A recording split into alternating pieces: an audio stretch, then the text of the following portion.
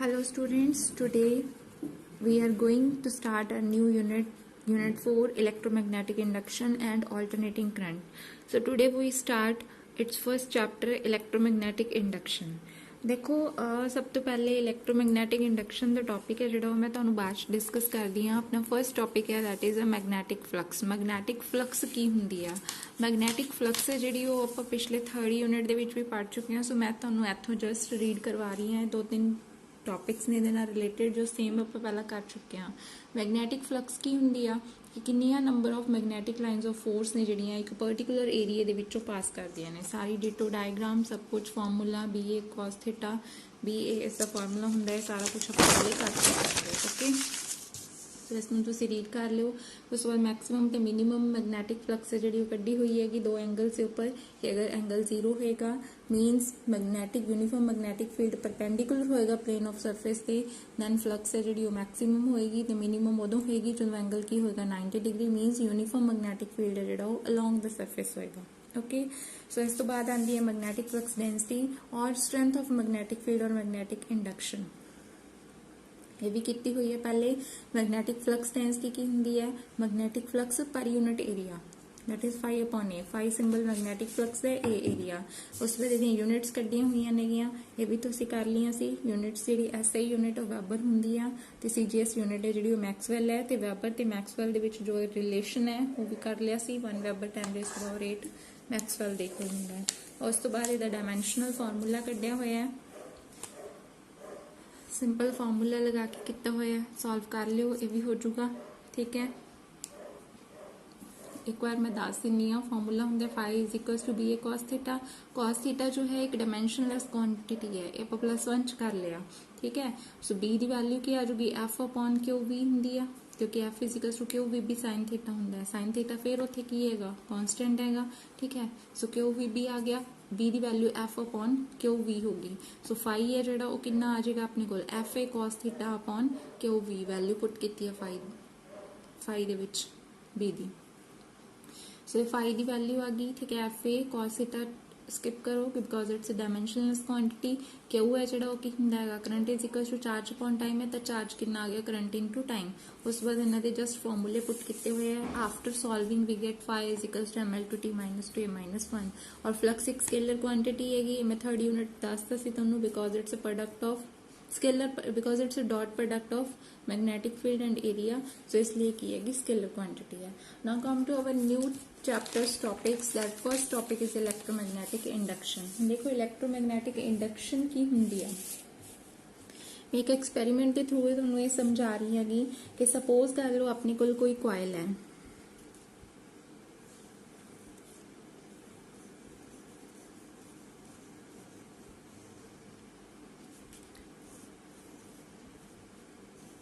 Suppose कोई coil है अपने को इस दे नाल अपन एक गलवैनोमीटर अटैच किया है। ठीक है, एंड सपोज एक बार मैगनेट लै ली विच having pole north pole and south pole और जिहड़ियां इस दे विचों मैगनेटिक लाइनस ने कि जांदी हुंदियां ने नॉर्थ टू साउथ। ये तुहानू पता है। ठीक है, आउट जाणगियां इधरों, सिमिलरली इधर जाणगियां।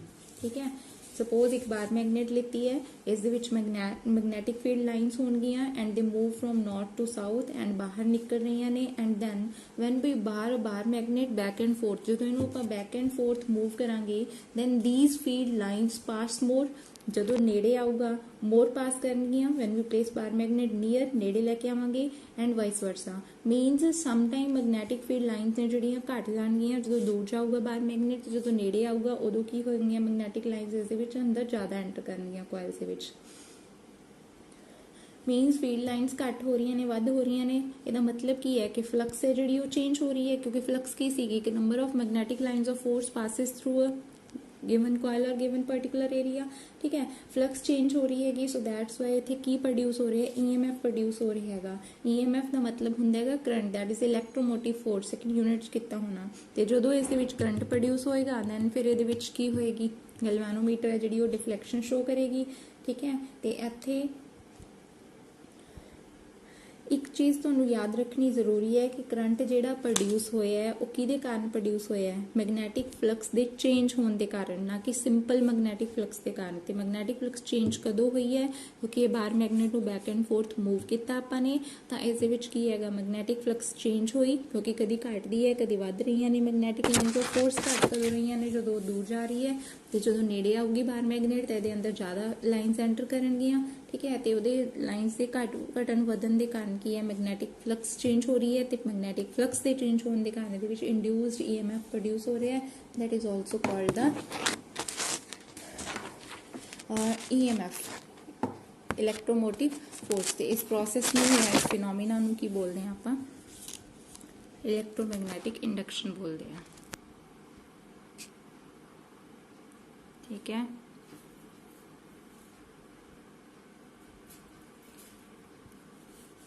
नैक्सट अपना टॉपिक आंदा है फैराडे लॉज।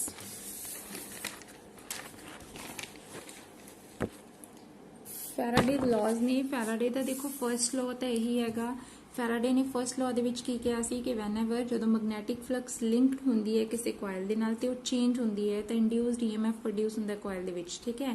तो वो इंड्यूस्ड EMF उदों तक चेंज हो उदों तक रहिंदा है जदों तक मैगनैटिक फ्लक्स है जिहड़ी कंटीन्यूअसली चेंज हो जाती है। फैराडे ने फर्स्ट लॉ दिता सी, तो फैराडे ने सैकेंड लॉ की दिता सी, सैकेंड लॉ नूं उहदे नूं फ्लक्स रूल या फ्लक्स लॉ भी बोलदे आ। सैकेंड लॉ दे विच उहने की कहा सी, इंड्यूस्ड EMF का सिंबल हुंदा है E,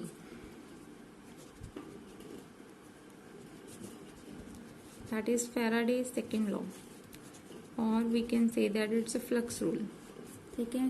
तो उन्हें देखो की क्या सीगा, सेकेंड लॉ के अकॉर्डिंग जो इंड्यूस्ड EMF प्रोड्यूस होया वो किदे डायरेक्टली प्रोपोर्शनल है, change in magnetic flux. Change in magnetic flux means dt by time, rate of change of magnetic flux is directly proportional to the induced EMF। देखो इस दे विच notes लिखे हुए हैं, so the magnitude of induced EMF is directly proportional to the rate of change of magnetic flux linked with coil। suppose phi1 magnetic flux time t1 ਤੇ ਲੈ ਲਿਆ, phi2 ਲੈ ਲਈ ਆਪਾਂ ਨੇ t2 ਦੇ ਉੱਪਰ। phi1 magnetic flux time t1 ਦੇ ਉੱਤੇ ਹੈ, phi2 ਕਿੰਨੇ ਟਾਈਮ ਤੇ t2 ਤੇ। तो चेंज इन मैगनैटिक फ्लक्स किदां लिखोगे, phi2 minus phi1 upon t2 minus t1।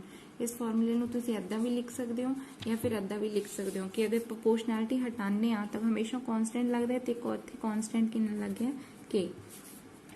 ਤੇ ਜੇ ਇਸ ਫਾਰਮੂਲੇ ਦੇ ਅਕੋਰਡਿੰਗ ਲਿਖੋਗੇ ਤਾਂ ਆਪਣੇ ਕੋਲ ਆ ਚੀਜ਼ ਬਣੂਗੀ, ਓਕੇ। सो नाउ के है जिहड़ा SI यूनिट्स के अकॉर्डिंग 1 हुंदे तो अपना फॉर्मूला की बन गया d phi by dt और E is equals to phi2 minus phi1 by t2 minus t1। Means ਇਹਦਾ मतलब है कि जिन्ना फ्लक्स चेंज होगा उन्ना ही EMF प्रोड्यूस होगा, ठीक है। तो टाइम दे की हैगा, जिन्ना फ्लक्स चेंज होया उन्ने की प्रोड्यूस होया इंड्यूस्ड EMF, तो टाइम दे की हैगा इनवर्सली प्रोपोर्शनल है। मतलब मैगनेट है जिहड़ी वो जो मूव करूगी वेरी फास्ट, तो मोर फ्लक्स चेंज होगा मीनस EMF भी ज़्यादा इंड्यूस होएगा। तो इस दे रिवर्स जो मैगनेट है जिहड़ा मूव आपां स्लोली मूव करांगे तो फ्लक्स है जिहड़ी वो भी चेंज होएगी स्लोली एंड हैंस तो जिहड़ा EMF है वो भी की होएगा लेस EMF प्रोड्यूस होएगा। सो ये सीगा फैराडे दा सेकंड। नैक्सट अपने को आंदा है Lenz law. Lenz law is also very important. Lenz law दे विच देखो की हैगा, लेंज लॉ ने की कहा सी कि Lenz law gives the direction of induced current in a circuit. It means the direction of induced current is such that it always opposes the cause that is change in magnetic flux which produces it. इसका मतलब की हैगा कि means जो EMF induce हुंदा है, ठीक है, इस दे विच जो इंड्यूस्ड EMF जो EMF इस दे विच इंड्यूस्ड हुंदा है वो इस तरह हुंदा है कि वो अपोज करदा है अपने ही प्रोडक्शन दे कॉज नूं। उहनूं किने प्रोड्यूस किता, जो इहदे विच फ्लक्स दे विच चेंज आई उहनूं अपोज करूगा, जिस दे कारण वो प्रोड्यूस हुंदा है ते उस नूं की करदा है वो अपोज करदा है। तो दैट मीनस जिहड़ा फॉर्मूला सीगा E is equals to d phi by dt, ये हमेशा ये अगे नैगेटिव साइन आएगा। तो नैगेटिव साइन का मतलब की है इत्थे EMF will oppose the magnetic flux. Flux ते इंड्यूस्ड EMF दोनों की होंदे हैगे अपोजिट डायरेक्शन दे विच होंदे हैगे, ठीक है। तो यही फॉर्मूला n टर्न्स के लिए अपना की बन जाएगा -n d phi by dt, okay. So now हुणे ये अपोज किद्दां करदा है इस चीज़ नूं ध्यान नाल समझ लिओ।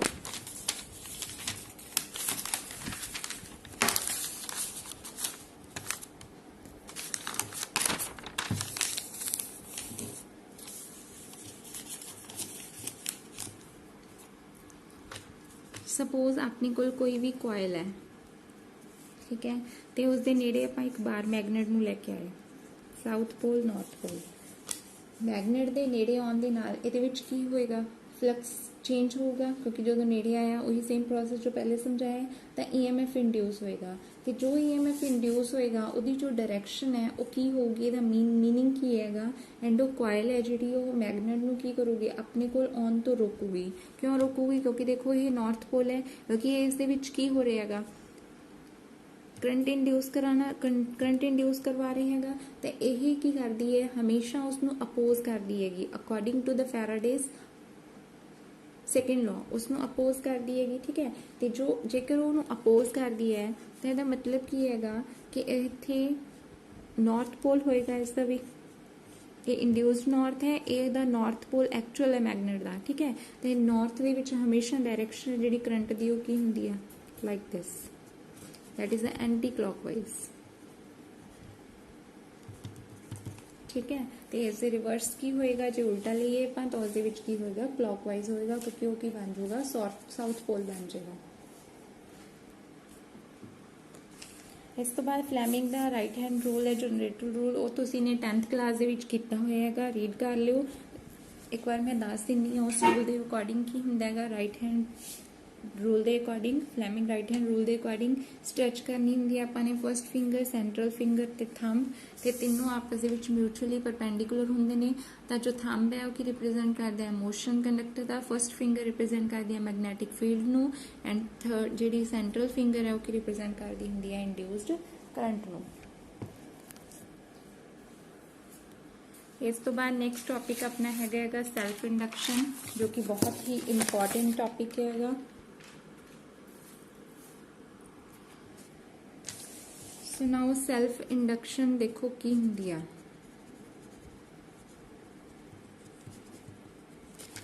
सैल्फ इंडक्शन दे विच देखो की हैगा, सपोज सैल्फ इंडक्शन की डेफिनेशन समझण तो पहला इहदा भी एक एक्सपैरीमेंट समझो।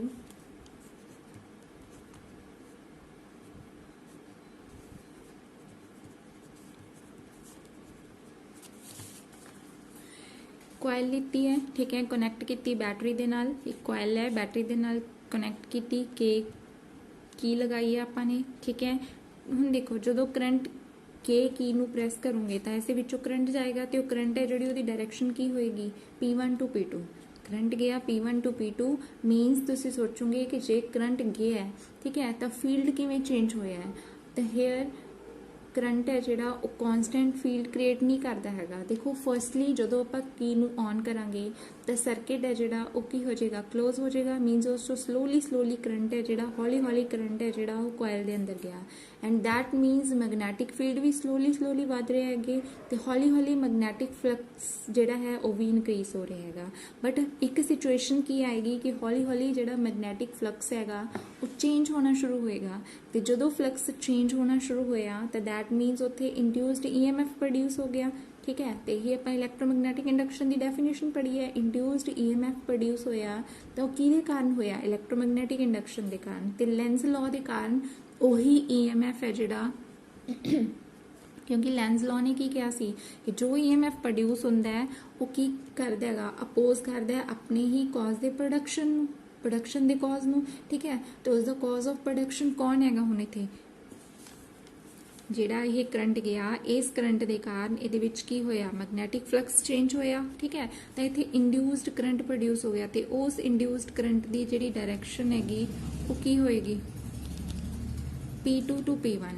ठीक है, तो ਉਹਨੂੰ अपोज कर रहे हैं, किनू अपोज कर रहे हैं, जिहड़ा करंट P1 टू P2 गया जिहदे कारण उस फ्लक्स चेंज आई सी, तो दोनों की डायरैक्शन देखो की हैगी हुण अपोजिट हैगी।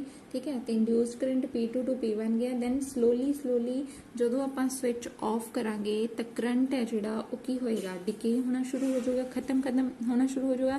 देखो जिवें हौली प्रोड्यूस होया सी उवें हौली करंट की होएगा, डिके होएगा, तो डिके होगा P1 to P2 he decay होएगा।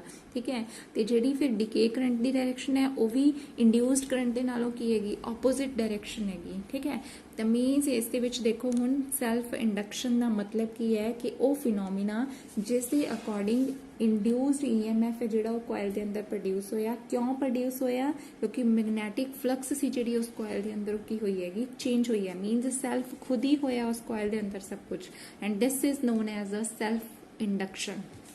ओके, सो नैक्सट आंदा अपना coefficient of self induction, mathematical portion हैगा सारा।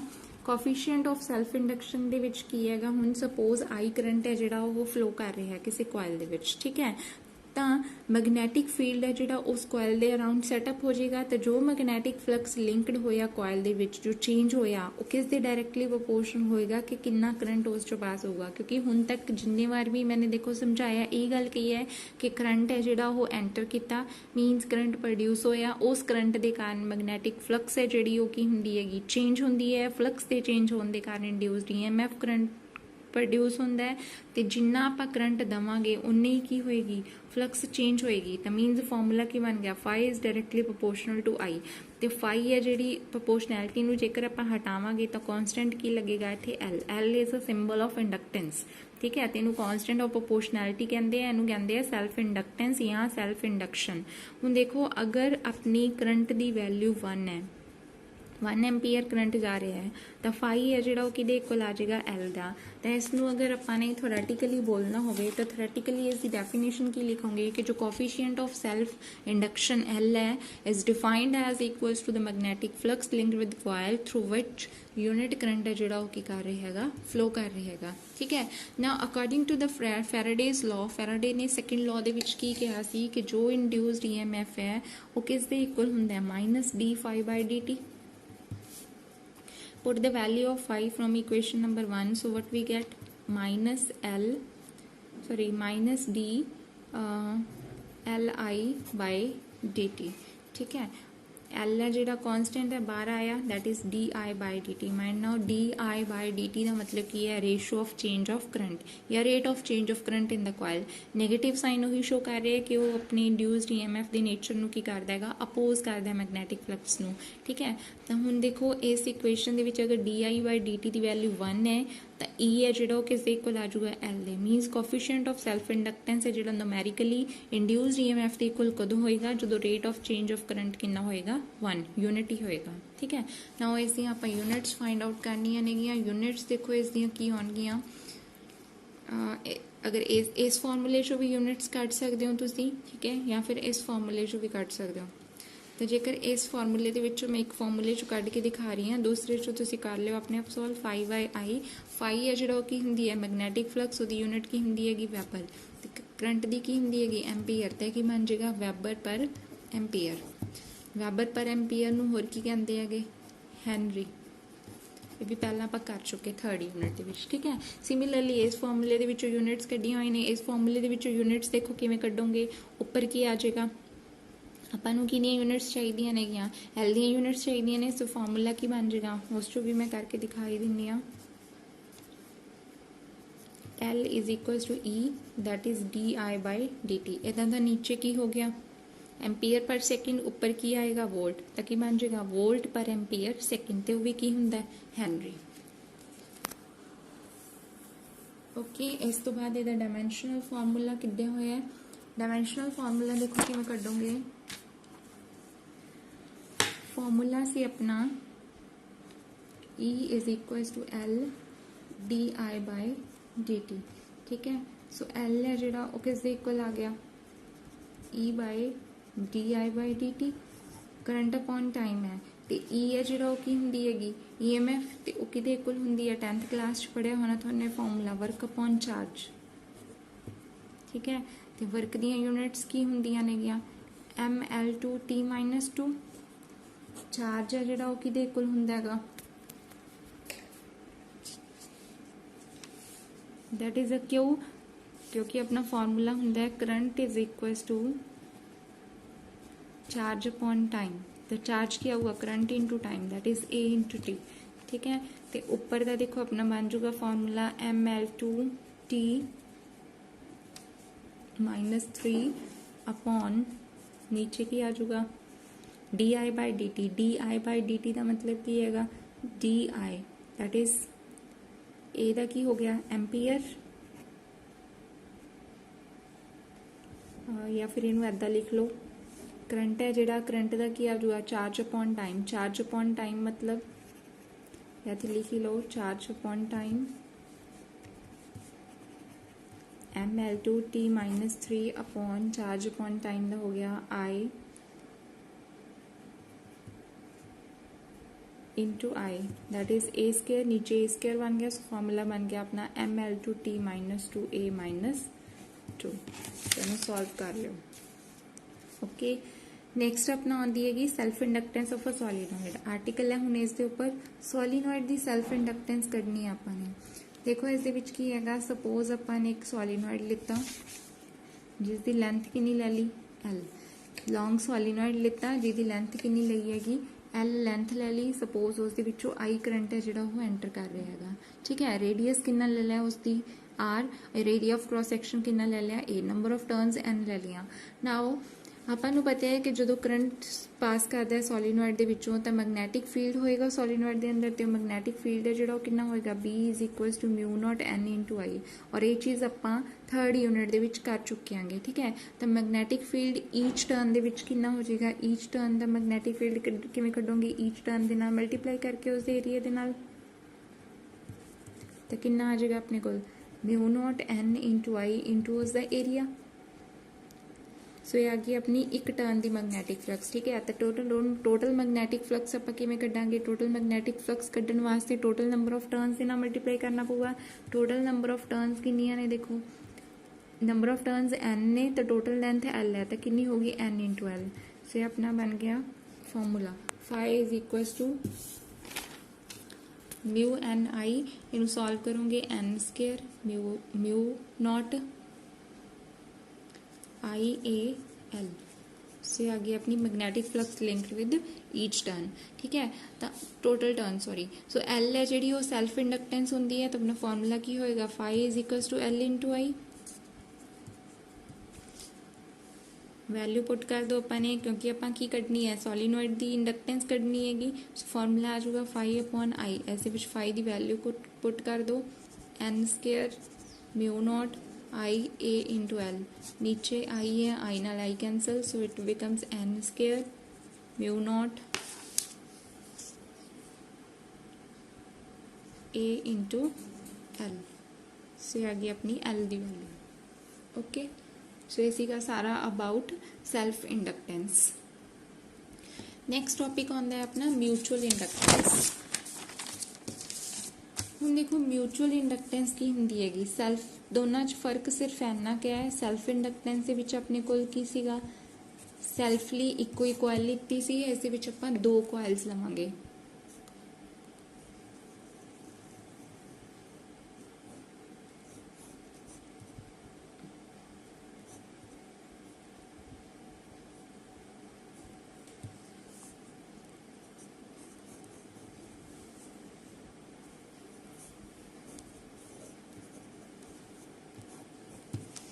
ठीक है तो हुण इस दे विच की हैगा म्यूचुअल इंडक्टेंस दे विच की हैगा कंसीडर कीती आपां ने कॉइल ले ली तो वो बैटरी दे नाल कनैक्टेड है। सपोज ये प्राइमरी कॉइल है तो किहड़ी है सैकेंडरी कॉइल हैगी। ठीक है बैटरी दे नाल कनैक्ट कीती थ्रू की के और इसनूं प्राइमरी कॉइल कहंदे ने। अनदर कॉइल आपां ने इस दे प्राइमरी कॉइल दे बिल्कुल नीयर रखी और उन्होंने गलवैनोमीटर दे नाल रखिया तो उन्होंने सैकेंडरी कॉइल बोलते हैं।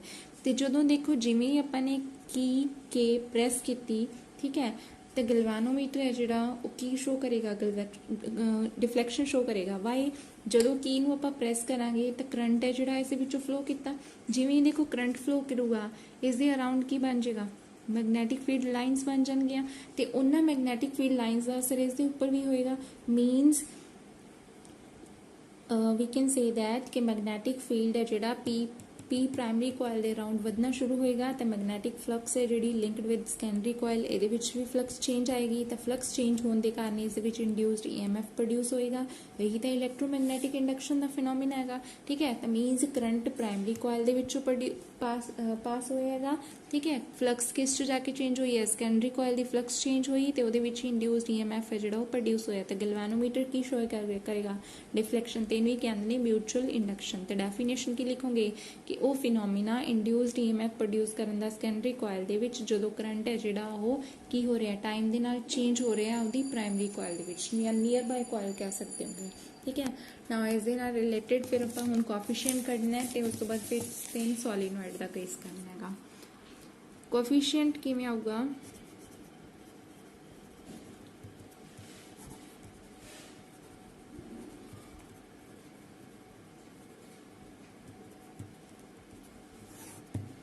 कोएफिशिएंट म्यूचुअल इंडक्टेंस के विच की करोगे सेम ਉਹਦੇ ਨਾਲ ਦਾ ਹੀ ਹੈਗਾ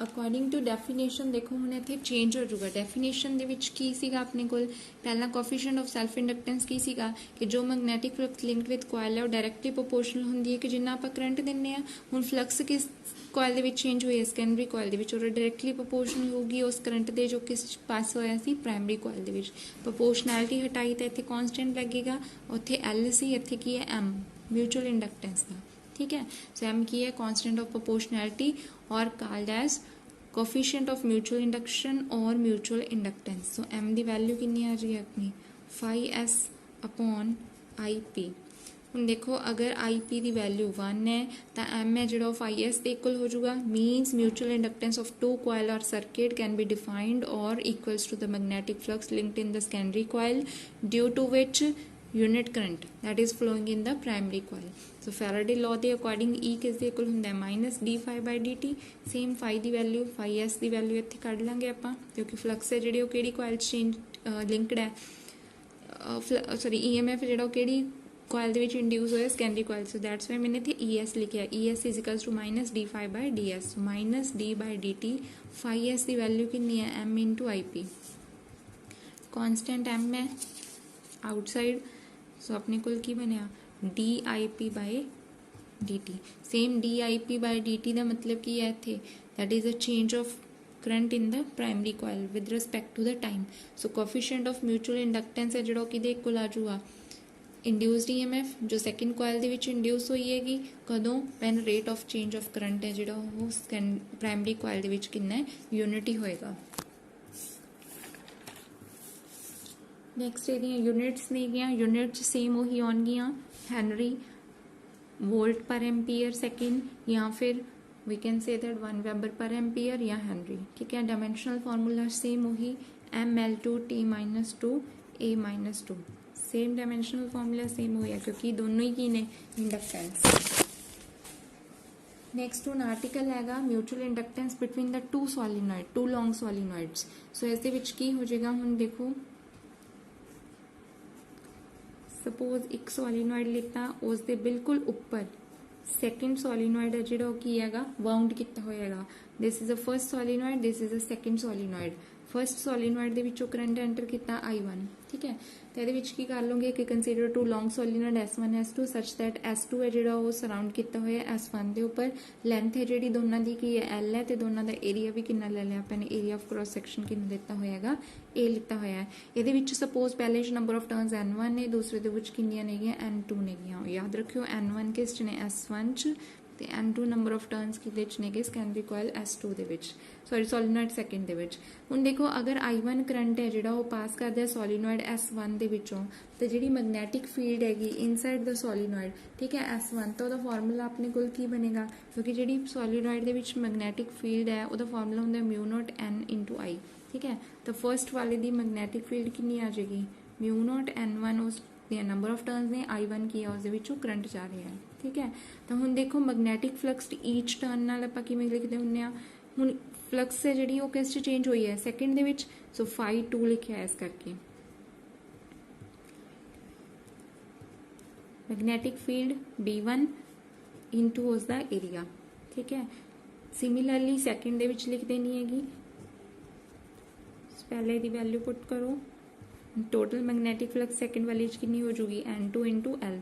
N2 की नहीं है, नंबर ऑफ टर्न्स है सैकेंड वाले दे विच, L की है उसकी लेंथ है। सो वैल्यू पुट करो, φ2 is equals to mu naught N1 I1 A N2 into L, means formula बन गया N1 N2 mu naught I1 A into L. The means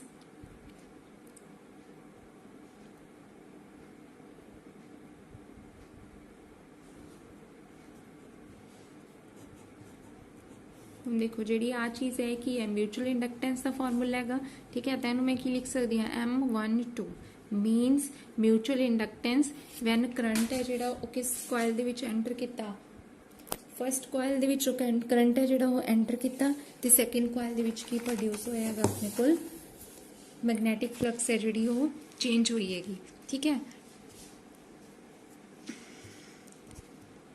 ये अपनी सैकेंड इक्वेशन सीगी, ये थर्ड इक्वेशन है। ये फॉर्मूले दो बनने आर्टिकल दो, सो दोनों नू आपां कंपेयर करांगे।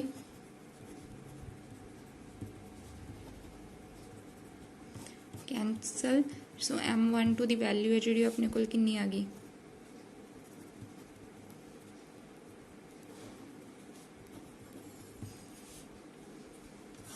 आ गया अपना फॉर्मूला। सिमिलरली करके दूसरे दे विच भी सेम होएगी उन्नी रिवर्स प्रोसेस,